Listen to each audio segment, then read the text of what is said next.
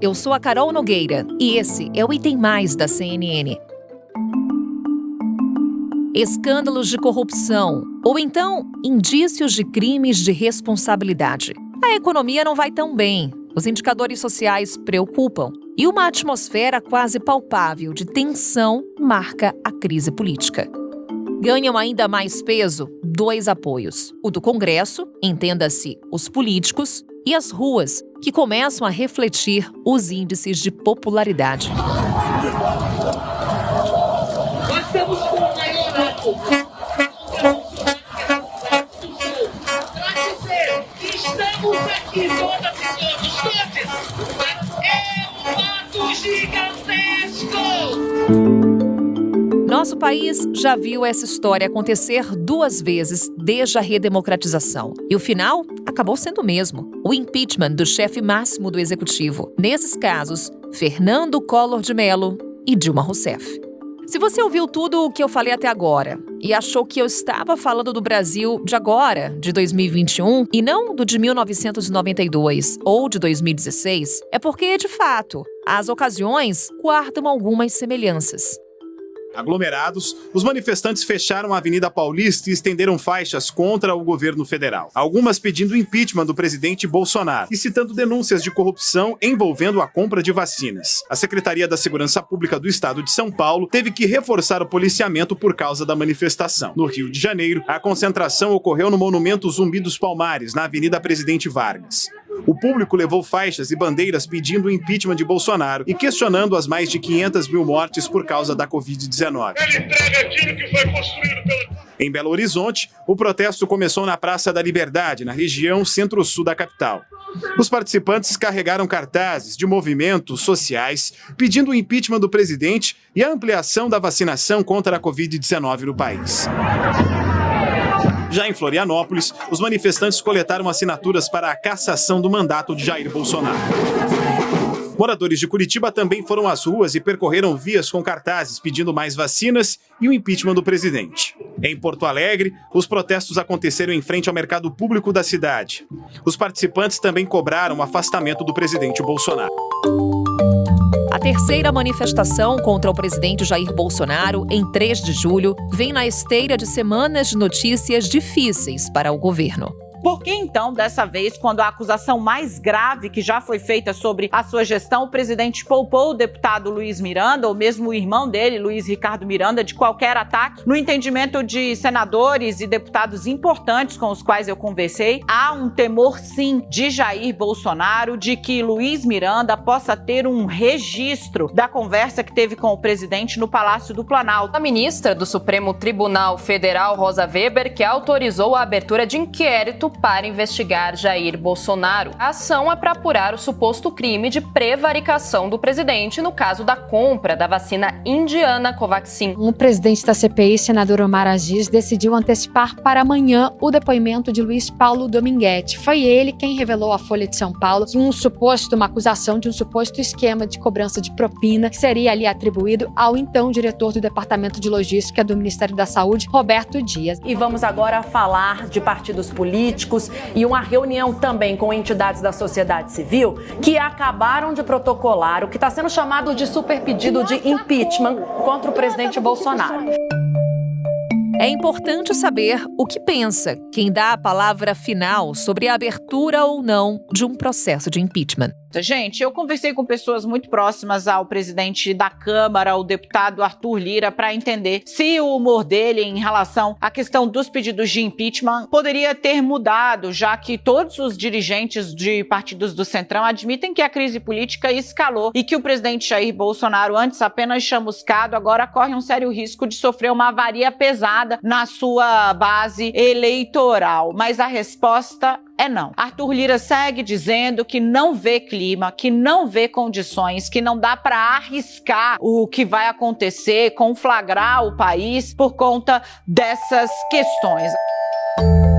Há espaço para o impeachment no Brasil nesse momento? É isso que vamos responder nesse episódio do Item Mais. Nessa primeira parte do episódio de hoje, conversamos com Fabiano Santos. Ele é professor do Instituto de Estudos Sociais e Políticos da Universidade do Estado do Rio de Janeiro. Fabiano, muito bom te receber aqui no Item Mais. Bem-vindo. Muito obrigado pelo convite, é um prazer. Fabiano, vamos então ao caso concreto. Acompanhamos 2 aberturas de processos de impeachment aqui no Brasil. Aquelas 2 oportunidades que tivemos como alvo Dilma Rousseff, Fernando Collor de Mello, ali havia provas cabais de crimes cometidos tanto por Dilma Rousseff quanto por Fernando Collor. E no caso atual, quando a gente fala do presidente Jair Bolsonaro, a gente já pode afirmar que há indícios suficientes para sustentar a abertura de um processo de impeachment? Sim, aí a gente começa a entrar na análise política, né? Propriamente dita. O caso do Collor, para começar, ele é um presidente que decidiu governar sem maioria partidária, sem fazer acordos formais com os partidos para governar, né, para compartilhar, né, a responsabilidade governativa, e não só isso no início do mandato, utilizou instrumentos extraordinários, né, de fazer passar leis como medida provisória de uma forma que pareceu ao Congresso um tanto quanto abusiva, né? Isso levou a uma discussão importante nos meios jurídicos, constitucionais e políticos, de reformar esse instituto da medida provisória ao longo do tempo. Isso acabou sendo feito e hoje é um instrumento que não deixa tanta margem de manobra para o Executivo quanto era verdadeiro na época do impeachment do Collor. Mas passou-se um tempo, o Collor resolveu governar com o Congresso e fez acordo com os partidos, né? Porque ele começou a ter percalços e a sua agenda começou a sofrer muitos reveses, né? Mas, paralelamente a isso, houve uma denúncia muito importante, né, envolvendo o próprio presidente em atos criminais, não legais, né? E isso foi investigado por uma comissão parlamentar de inquérito. Aí o peso político importante foi o fato de que o partido mais importante daquela época no Congresso, o PMDB, era um partido que não apoiou o governo, foi um partido de oposição ao governo o tempo inteiro. E aí, como um partido central ali no jogo parlamentar, liderou as investigações. Ao longo das investigações, aí foi se notando, né, várias ações comprometedoras, não só do presidente, como de seu entorno, né? E isso caracterizou muito claramente uma ação fora dos meios legais constitucionais, e isso acabou levando ao impeachment. É claro que um contexto político é fundamental, necessário, como, por exemplo, falta de acordo com o Congresso, movimentos nas ruas muito intensos, popularidade muito baixa, né? E uma crise econômica, tudo isso convergiu para o desenlace que ocorreu ali. No caso da Dilma foi um pouco diferente, porque esse fato ele foi buscado após a decisão do Congresso de impeachar a presidente.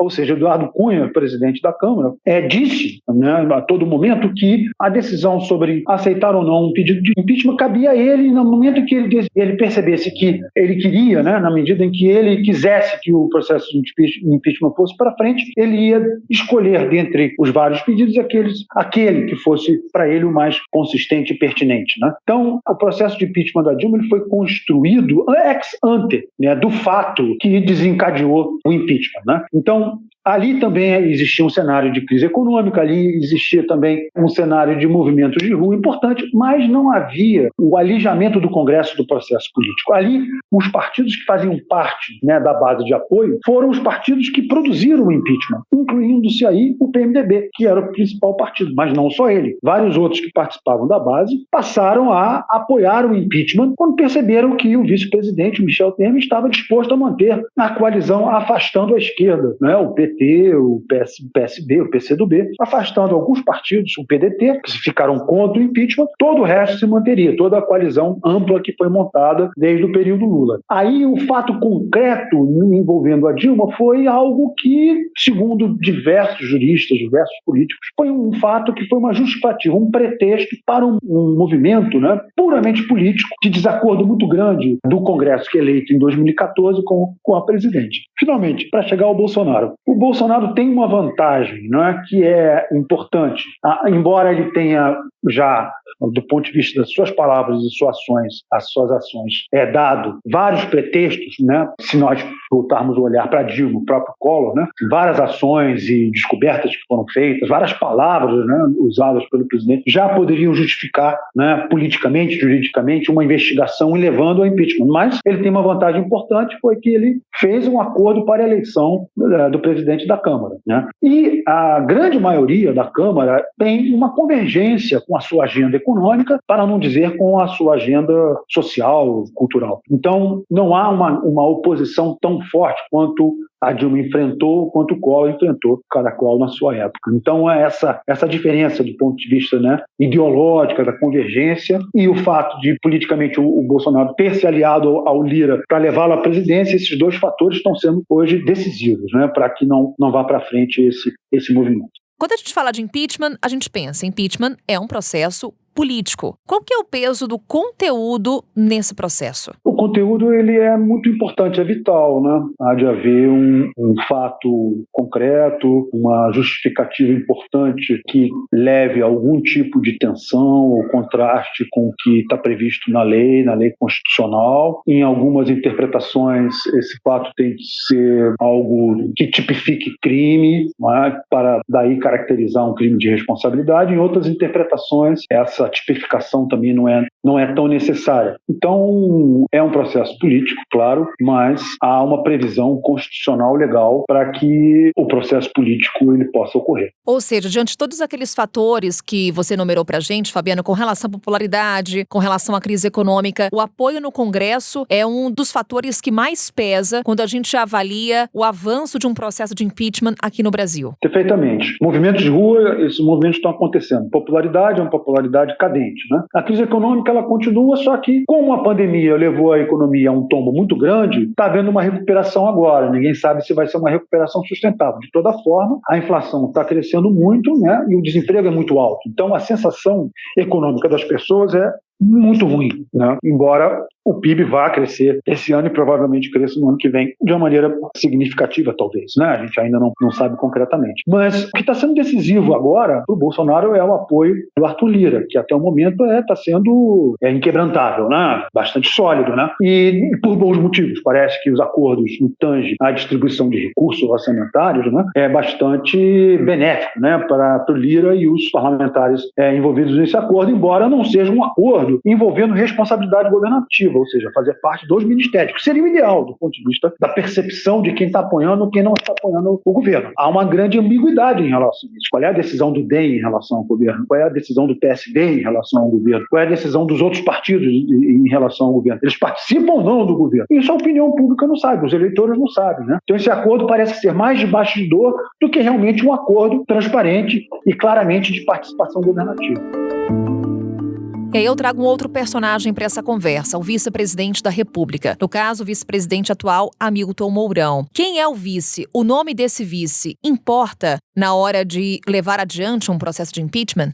Sim, claro. Vamos observar, então, nos dois exemplos anteriores, né? O Itamar Franco era um político experiente, né? Fez um governo bem sucedido, com o Plano Real, a implantação do Plano Real, e fez o sucessor, Fernando Henrique, no primeiro turno. Além disso, ele montou uma coalizão bem ampla, indo da centro-direita até a centro-esquerda, o PT ficou na oposição, mas o PDT, por exemplo, foi incluído na coalizão, que foi uma coalizão de governança nacional, num momento excepcional, porque no impeachment, depois de tantos anos sem eleições presidenciais, uma transição super difícil, negociada, então cabia lá os partidos, né, mesmo opositores, a fazer um governo de ampla coalizão, né, tendo em vista fazer essa transição para as eleições de 94. E o Itamar Franco se mostrou um político à altura ali dos acontecimentos para lidar com aquela delicadeza do momento político e também com a questão inflacionária que voltava com muita força e conseguiu criar condições, né, para Fernando Henrique no Ministério da Fazenda implantar o Plano Real. Então, a experiência, né, a inserção política do Itamar Franco, a sua experiência possibilitou toda essa movimentação. No caso da Dilma, é um político experiente também, Michel Temer,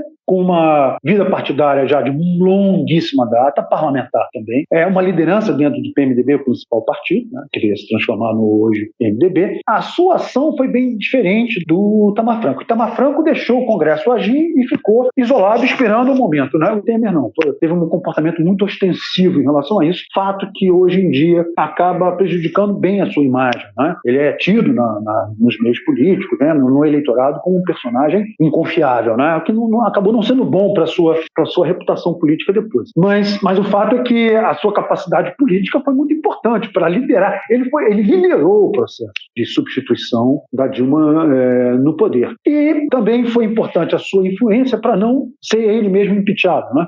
Ele organizou uma coalizão bem ampla, só alijou a esquerda e diante lá dos escândalos que vieram envolvê-lo, ele conseguiu impedir os vários pedidos de abertura de impedimento vindos da Procuradoria-Geral. Agora, no caso do Hamilton Mourão, o problema é que não é um político, ele vem do meio militar, né? E tem muitas dificuldades, né, em lidar com os partidos, em lidar com o que a política requer em termos de negociação, né, em termos de discutir a agenda de uma maneira coletiva, compartimentada, compartilhada. Os próprios militares no governo estão passando por um momento de muita dificuldade, porque estão sendo envolvidos nessa CPI fortemente, né, com as questões de má gestão da pandemia, envolvem diretamente o meio militar, né? A corporação militar não é uma corporação política, é uma corporação de Estado, né? Não é o seu papel participar da política, né? E o governo Bolsonaro, infelizmente, decidiu que isso seria uma realidade boa para o Brasil, está se provando que não é bom, na verdade é um grande desastre, né? E o Mourão é muito envolvido com isso, né? Essa questão de colocar os militares para depurar o meio político, que é sempre uma grande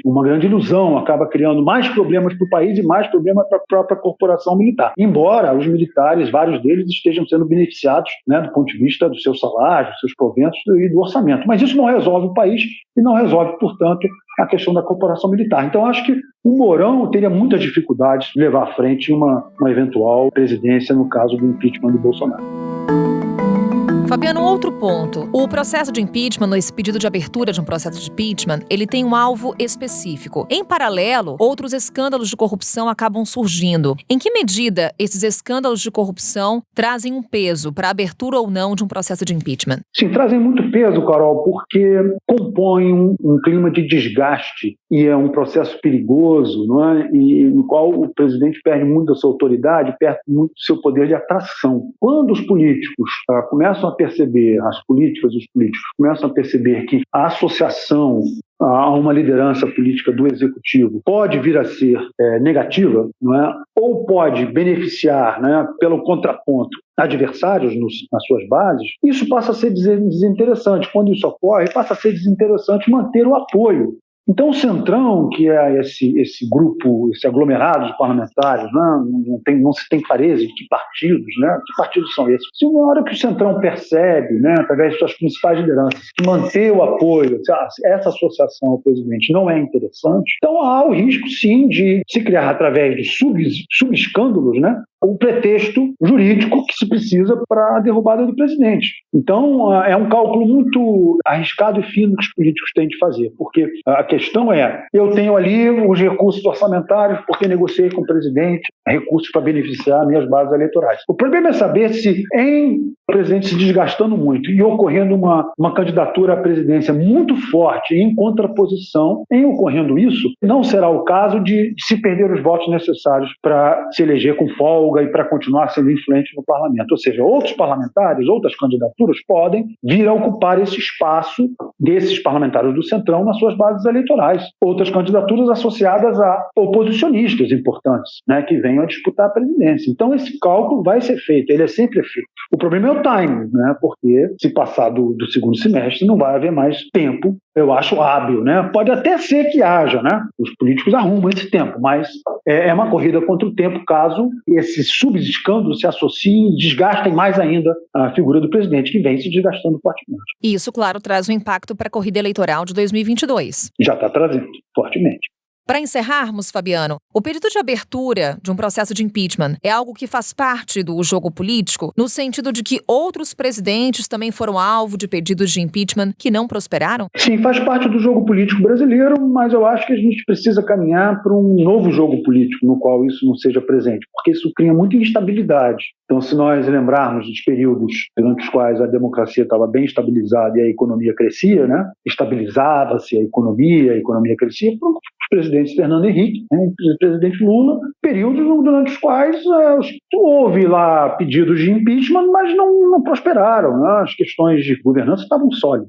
E aí o país todo se beneficia, né? Então, o ideal é que haja um acordo, né, entre executivo e legislativo para um governo moderado, um governo que seja razoável com a pluralidade de forças representadas na sociedade, né, e na política, e vice-versa. O Congresso também tenha lá a sua tolerância, eventualmente presidentes, né, que podem estar vivendo crises exogenamente motivadas, né? Então, nem por isso ser motivo para impedir, né? Para abrir processo de impeachment. O processo de impeachment não pode ser banalizado. E, por outro lado, o presidente também não pode governar achando que não precisa compartilhar o poder com os partidos e com as forças sociais, né? Então, a gente precisa caminhar para uma cultura política mais virtuosa, né? E que o impeachment não seja necessário a todo momento.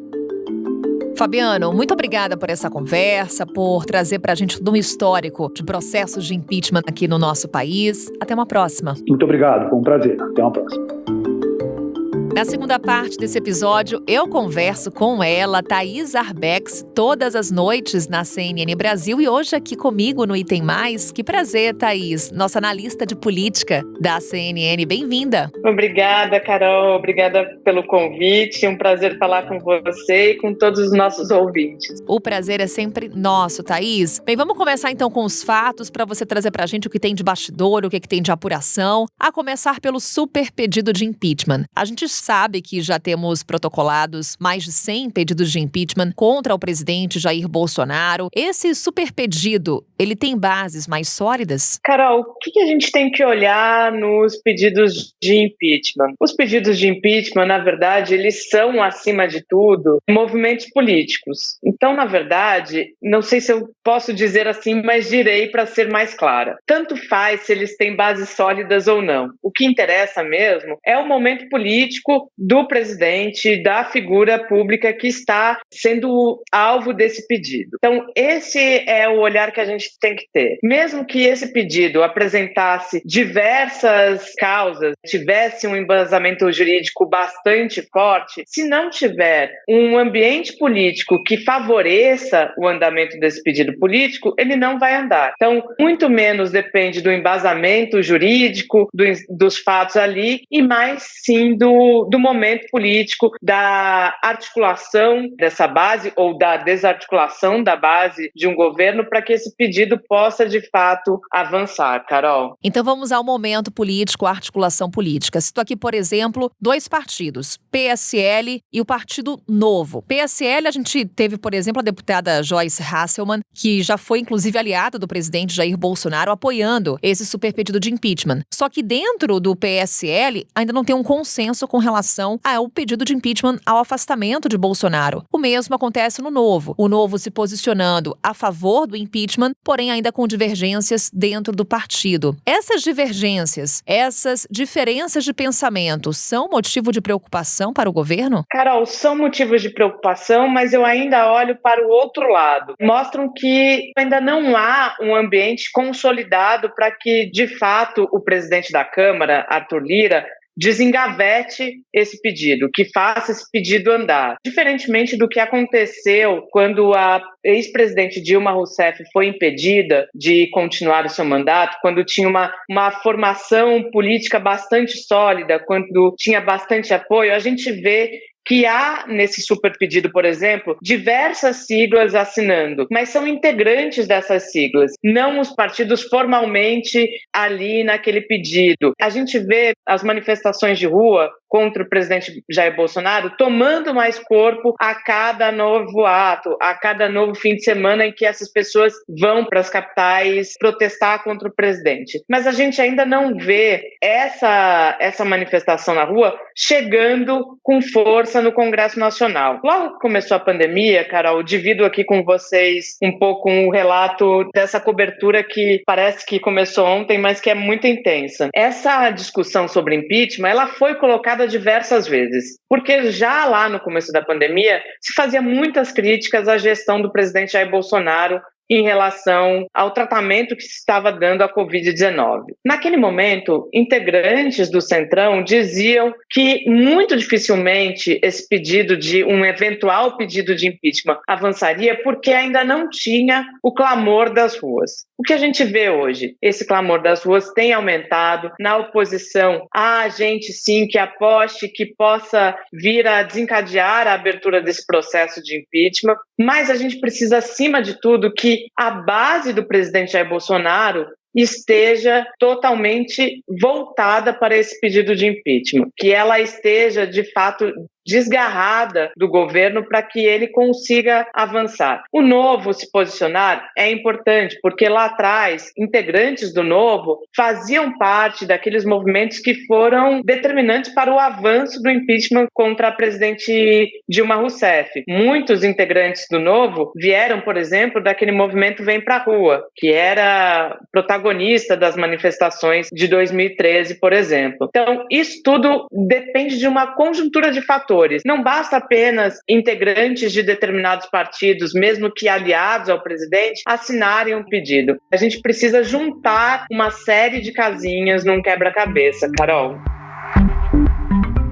Então vamos lá, Thaís. Para começar, você destaca que nesse momento o xadrez político é favorável ao presidente Jair Bolsonaro. A gente consegue estipular uma margem dessa vantagem? Por enquanto eu vejo que tem essa vantagem, Carol. A gente sabe que não é uma vantagem muito larga. Por quê? Principalmente porque essa base que o presidente formou, ela não é uma base tão fiel, porque vale lembrar aqui para quem nos ouve, o presidente Jair Bolsonaro sempre fez questão de rechaçar a política como ela é, dizendo que não faria a política como nos velhos tempos, ou seja, não acomodaria os partidos em seu governo, não faria acordos com os partidos, mas ele percebeu que ele não conseguiria governabilidade no Congresso Nacional se não cedesse. Então ele cedeu. Hoje a gente já vê alguns partidos alocados ali no governo, por exemplo, o próprio PL, o próprio Republicanos, mas não são partidos que estão completamente fiéis nessa base, que vão também caminhar, Carol, conforme as ruas disserem. Há muito pragmatismo nisso, Carol, é sempre importante a gente deixar claro. Se eles acreditarem que esse barco que eu chamo governo Jair Bolsonaro, tende a afundar antes das eleições de 2022, eles serão os primeiros a dar start nesse processo de impeachment. E eu digo eles,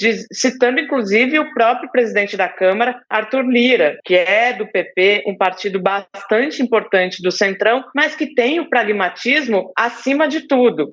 Você nos relata, Thaís, que é uma base frágil que pode ser, sim, abalada pelas manifestações. Hoje, como é que governo, como é que deputados, como é que os políticos estão vendo as manifestações contra o governo? Qual que é a avaliação de momento pelo que você conversa aí em Brasília? Carol, o que a gente consegue enxergar? A gente consegue enxergar, até meio óbvio, um desdém dos mais próximos do presidente Jair Bolsonaro em relação às manifestações. Sempre fazem comparações com aqueles atos de apoio ao governo e sempre tendem a diminuir essas manifestações que têm ocorrido contra o presidente Jair Bolsonaro. E o presidente Jair Bolsonaro tem dado claros sinais de que, se ele não externa essa preocupação, ele já internalizou essas manifestações. No seguinte sentido, Carol, ele já vê que a eleição será, sim, uma eleição polarizada e que, muito provavelmente, o adversário do outro lado será o ex-presidente Lula. E é por isso que, a cada dia, ele tem nominado o ex-presidente Lula, tem dito que tudo isso que está acontecendo, sejam manifestações, sejam outros movimentos, a própria CPI da pandemia, são para colocar o PT e o ex-presidente Lula de volta ao poder, que foi o discurso que, na verdade, Carol, em grande parte, o ajudou a chegar ao Palácio do Planalto, vamos lembrar. Em 2018, Bolsonaro foi eleito também muito agarrado na bandeira da chamada anticorrupção, que estava muito atrelada ao seu ex-ministro, o ex-juiz Sérgio Moro. Então, o ex-presidente começa a fazer esse movimento. Só nas suas falas a gente já consegue perceber que há, sim, uma preocupação e que, de fato, ele já enxerga essa polarização. Mas, por outro lado, ele também está muito calçado numa fidelidade de Arthur Lira, que até o momento não demonstra muita vontade de tirar esse pedido da gaveta. Porque, além de tudo, Carol, e eu cito aqui a entrevista que o presidente do Senado, Rodrigo Pacheco, nos concedeu e que foi ao ar recentemente, em que ele fala da não banalização do instrumento do impeachment. E isso não é uma opinião específica de Rodrigo Pacheco. A gente sabe que mesmo pessoas críticas ao governo Jair Bolsonaro dizem que a gente não pode banalizar o instrumento do impeachment, porque no Brasil a gente tem adotado o impeachment como uma espécie de revisão das eleições. E não, a gente tem um processo eleitoral que é a eleição, dizem os especialistas, é o momento do auge da democracia, né? É a festa da democracia. Então não se pode banalizar esse pedido de impeachment. Para além disso, estamos vivendo um momento bastante atípico no país, não só no nosso país, mas também no mundo, por conta da pandemia da Covid-19. E não se pode desconsiderar que um processo de impeachment, ele também paralisa as instituições. Ele também faz com que muitos atores do país fiquem numa espécie de ponto morto. Isso eu digo, inclusive, em relação à economia. Então, há também um cálculo para além da política. O quanto um processo de impeachment nesse momento, e sem fazer juízo de valor para nenhum lado, Carol, pode ser ainda mais prejudicial para um país que já está muito prejudicado por conta da pandemia, que ainda vê um processo de vacinação a passos lentos, que está muito longe de uma recuperação econômica. Então, tudo isso é colocado na balança sem dúvida nenhuma, Carol. Então vamos olhar um pouquinho mais para essa balança, Thaís. Como é que pesa a denúncia de corrupção que acompanhamos na semana passada, que foi daquele pedido de propina na compra da AstraZeneca, de $1 por vacina? Isso está pesando nessa balança? Carol, isso tende a pesar cada vez mais, embora esse episódio específico do pedido de propina ainda não esteja claro o suficiente. Admitem, inclusive, parlamentares que são de oposição e independentes ao governo, porque não há materialidade ainda. Mas, na verdade, ele destrói uma das principais bandeiras do presidente Jair Bolsonaro, aquela de combate à corrupção que a gente tratou agora há pouco. Então, a CPI da pandemia, ela está focada agora e tem olhado com muita atenção e com lupa mesmo para a compra da Covaxin, porque os senadores acreditam que ali pode ter havido um desvio, embora a gente ainda não tenha visto ou ouvido falar de propina explicitamente nesse episódio da Covaxin, porque vale lembrar que a propina foi citada em relação a uma suposta negociação em relação a um lote da AstraZeneca. Os senadores acreditam que essa compra da Covaxin, a negociação com a Precisa Medicamentos, tem muitas pontas soltas. Mas ainda não encontramos nesse processo o que a gente costuma chamar de batom na cueca, Carol. Então, a CPI está caminhando para isso. Essa semana que a gente tem acompanhado é mais uma semana bastante determinante. Na minha avaliação, a depender do que vier, a depender do que surgir, pode ficar insustentável, de fato, segurar um pedido de impeachment. Porque aí a pressão começa a subir, aí deixa de ser uma pressão só de partidos de oposição e passa a ser de integrantes da base que começam a sentir a cobrança dos seus próprios eleitores. Então, a gente precisa olhar com calma para os próximos passos para ver se, de fato, esse ambiente vai dar elementos para que Arthur Lira seja forçado a abrir essa gaveta, Carol. Thaís, você falou do caso Covaxin, então para a gente encerrar, detalhar um pouquinho sobre esse caso específico. O ministro do Supremo, Rosa Weber, autorizou a abertura do inquérito para investigar o presidente por prevaricação, justamente por conta desse caso, da negociação da compra dessa vacina indiana. Vamos falar um pouquinho de Augusto Aras? O que a gente pode esperar do desfecho desse inquérito que será conduzido pelo PGR? Carol, vamos lá. Esse inquérito é aberto num ambiente de bastante pressão sobre a Procuradoria-Geral da República e há algumas avaliações sobre ele que eu acho que é importante a gente dividir. A primeira delas, o crime de prevaricação é um crime cuja pena é muito baixa. O que isso significa? Significa que muito dificilmente um presidente da República será afastado apenas, e coloco apenas aqui entre aspas, pelo crime de prevaricação. É claro que pode se juntar a esse inquérito outros crimes, a depender do que a CPI avançar, se os próprios senadores assim fizerem esse requerimento, porque, vamos lembrar, esse inquérito foi aberto depois de um pedido de 3 senadores, o vice-presidente da CPI da pandemia, Randolfo Rodrigues, e os senadores Fabiano Contarato e também Jorge Cajuru. Então, se eles fizerem pedidos mais na frente, pode ser que outros crimes sejam colocados juntos nesse processo. Há também uma outra avaliação de que, ao abrir esse inquérito, ao autorizar a abertura desse esse inquérito e concordar com o que disse ali a ministra Rosa Weber, a PGR também tem um certo controle de, acima de tudo, como vai caminhar esse inquérito, a que passos vai caminhar esse inquérito. Então pode ser uma forma também de ter um controle sobre essa investigação, Carol. E a gente também não pode deixar de considerar que uma parte importante da CPI da pandemia, mesmo daquele grupo majoritário, o G7, considerou, de certa forma, precipitado esse pedido. Porque, justamente pelo motivo que eu apontei, por prevaricação ser um crime muito pequeno, muito aquém do que eles acreditam que possa ter, de fato, ali nessa negociação com a Covaxin. E no governo,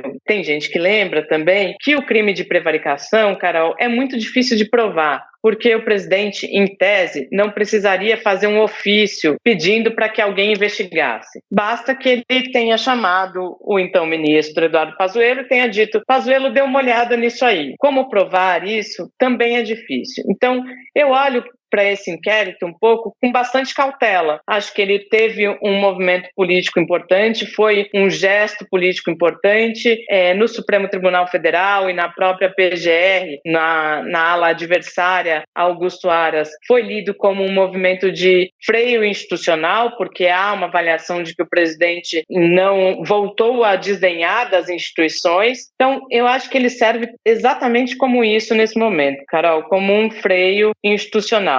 Se ele vai avançar para uma culpa, para uma condenação, a gente precisa ainda esperar que novos elementos surjam. Ou seja, Thaís Arbex, não vai faltar assunto para conversarmos aqui no Item Mais e também na programação da CNN. Muito obrigada, Thaís, por essa conversa. Imagina, Carol, estou sempre à disposição de vocês. Quando precisar, estou aqui.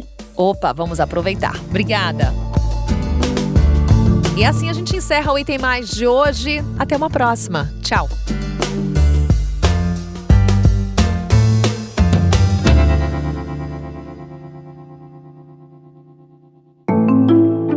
Com a apresentação minha, Carol Nogueira, este podcast foi produzido pela Maremoto para a CNN Brasil. Roteiro e pesquisa, Thaís Ilhéu. Pauta e produção, Danilo Santana. Operador de gravação, Nathan Kleiman. Edição e sonorização, Murilo Lourenço. Coordenação geral, Paula Weinberg. Coordenação de produto, Verônica Schneider. Coordenação editorial, Diego Toledo. Direção de jornalismo digital, Daniel Tosi. Você também pode ouvir o Item Mais no site da CNN Brasil.